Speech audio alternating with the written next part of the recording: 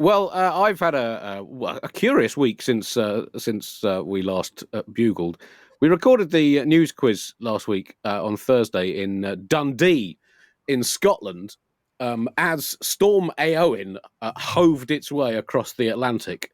It then got into full hoving mode and hoved the shit out of Ireland, Scotland, Northern England.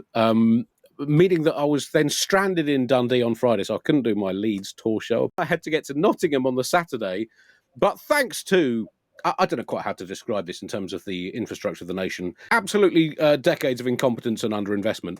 My attempts to get from Dundee to Nottingham involved all the trains from Dundee being cancelled. So me and my BBC colleague got a taxi from Dundee to Edinburgh.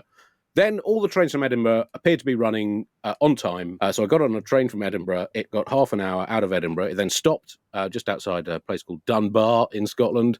It turned out there was a bit of plastic on the line. You had to wait half an hour for someone to clear away the bit of plastic. It went on again. And then they found out there was a fucking tree in the way. A tree had blown up, and they hadn't bothered checking this before setting the train out from Edinburgh. The train was then sent back to Edinburgh, where my BBC colleagues were waiting for the following train, which had sensibly never left. We then hired a car, and the only car they had left was a tiny, tiny car. Tiny car, and it had to have 4 adults and about 6 suitcases in.